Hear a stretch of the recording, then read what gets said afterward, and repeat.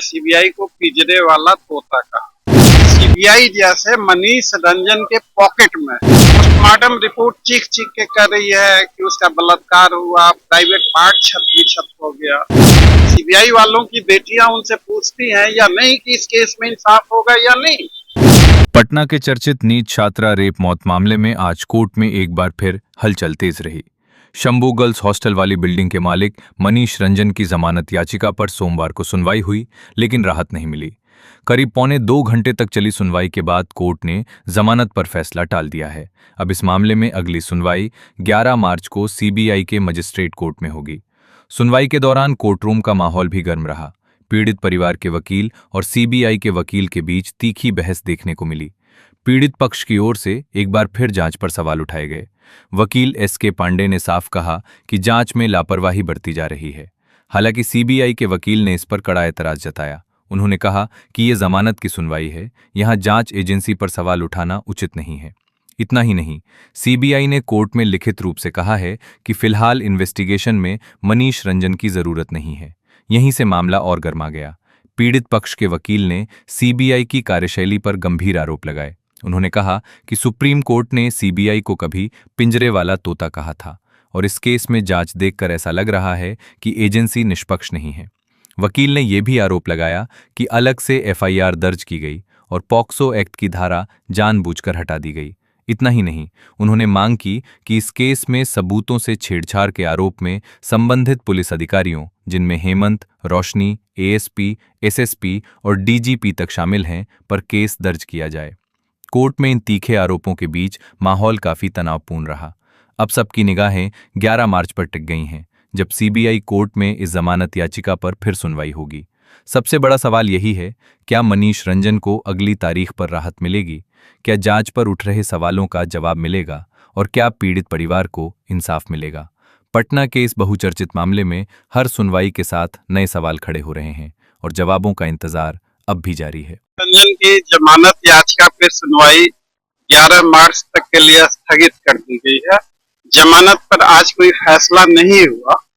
इस केस में सीबीआई के बारे में कहते हैं कि माननीय सुप्रीम कोर्ट ने सीबीआई को पिंजरे वाला तोता कहा और सीबीआई के एसपी रैंक के अफसर इस केस में सीबीआई का जो कंडक्ट है वो देखने के बाद ऐसा लग रहा है कि सीबीआई जैसे मनीष रंजन के पॉकेट में सीबीआई का कोई अस्तित्व नहीं नजर आ रहा। सीबीआई ने जिस तरीके से इन्वेस्टिगेशन किया है अभी तक, सीबीआई ने क्या किया, यह केस राज्य सरकार के द्वारा सीबीआई को ट्रांसफर कर दिया गया। सीबीआई ने इस केस में एक अलग से एफआईआर दर्ज किया। जो केस ट्रांसफर किया गया राज्य सरकार के द्वारा, उस केस में पॉक्सो एक्ट की भी धाराएं लगी थी। सीबीआई ने जो दूसरा एफआईआर किया, उस केस में पॉक्सो एक्ट की धाराएं जानबूझकर नहीं लगाई।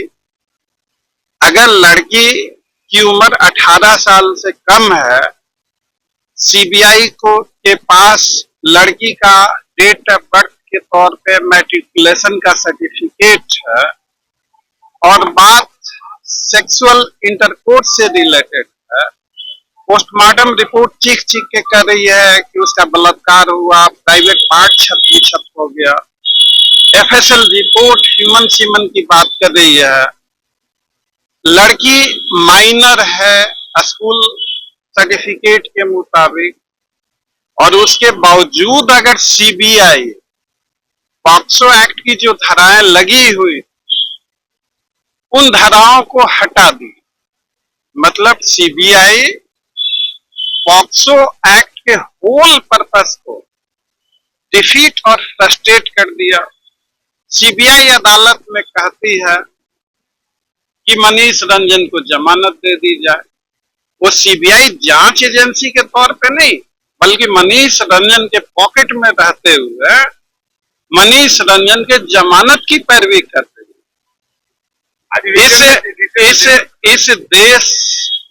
इस देश की हर बेटी निर्भया के इंसाफ की बात करती है। हमें यह नहीं पता कि सीबीआई वालों की बेटियां उनसे पूछती हैं या नहीं कि इस केस में इंसाफ होगा या नहीं। इस केस में जिस तरह से सीबीआई अनुसंधान कर रही, यह काफी शर्मनाक, काफी दुखद। हम लोगों ने इसके विरोध में ऐतराज जताया है।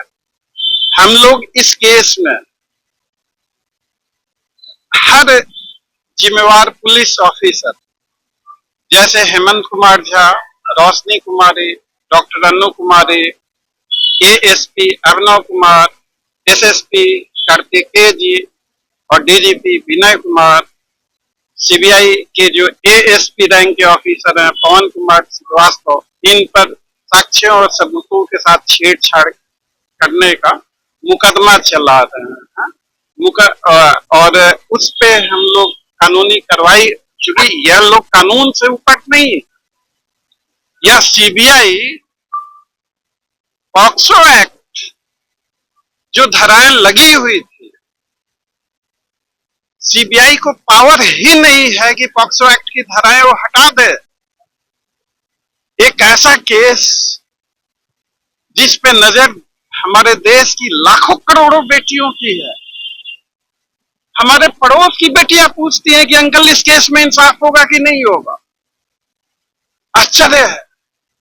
आपने कोर्ट से क्या डिमांड किया कि इनके खिलाफ एक्शन किया जाए?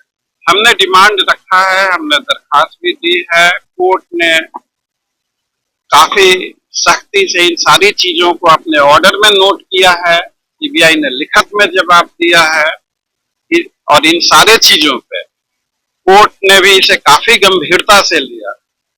अब मुख्य सवाल यह है कि जो एफआईआर 14/2026 को रजिस्टर्ड हुआ था पीएच गुप्त नगर, और उससे जो कंसिक्वेंशियल इन्वेस्टिगेटिव प्रोसीडिंग्स हुई, उन सारी चीजों को ट्रांसफर किया गया। ऐसा जो एसएसपी पटना का जो एफिडेविट उन्होंने फाइल किया था, सारी चीजों को दे दिया हैंड ओवर। अब सीबीआई की मनमर्जी कानून के विरुद्ध है।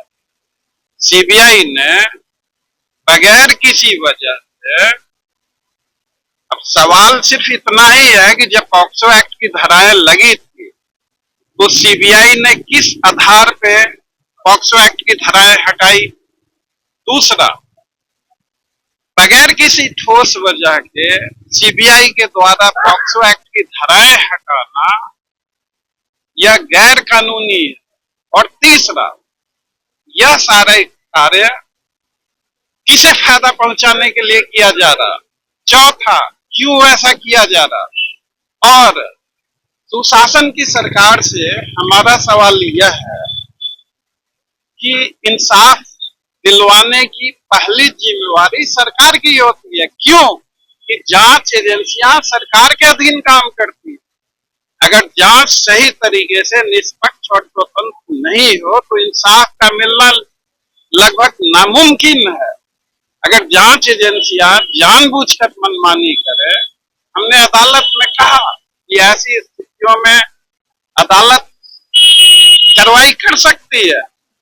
Court is not expected to be a silent spectator. अदालत में हम लोग सबों की बातें काफी गंभीरता से, काफी संजीदगी से सुना। ताजुब और आश्चर्य इस बात की है कि पॉक्सो एक्ट की धाराएं लगने के बाद सेक्सुअल असॉल्ट कन्फर्म है, ह्यूमन सीमन कन्फर्म है, लड़की का एज 18 से कम है, यह भी कन्फर्म है। पॉक्सो एक्ट की धाराएं लगी हुई थी तो सीबीआई को पावर ही नहीं है कि वो पॉक्सो एक्ट की धाराएं हटा दे। उन्होंने रिटर्न में कुछ दिया, कोर्ट से क्यों हटाया उन्होंने? रिटर्न में उन्होंने कोई ठोस वजह नहीं दिया है। और उन्होंने क्यों हटाया, सीबीआई ने पॉक्सो एक्ट की धाराएं क्यों हटाई, कोर्ट में तो कुछ नहीं बोल पाए। आप जाके उनसे पूछिए कि किस आधार पर पॉक्सो एक्ट की धाराएं सीबीआई ने हटाई।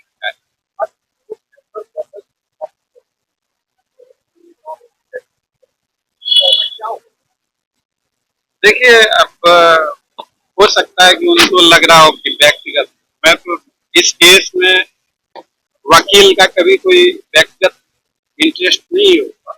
वकील अदालत की मदद करे। करता है, कोर्ट को असिस्ट करता है। सीबीआई के वकील ने बीच में इस तरह से इस बेरुखी से जो कि काफी अब मैं उससे ज्यादा नहीं कहूंगा, वो चीजें नहीं होनी चाहिए थी, उन्होंने ऐसा किया, उनकी समझदारी इतनी ही है। अब मैं क्या दो वकील आपस में बहस करते हैं, उनका व्यक्तिगत कुछ नहीं होता। अगर अदालत में बहस करते हुए किसी वकील को मिर्ची लगती है या उनकी अपनी व्यक्तिगत समझदारी है, मैं इस कमेंट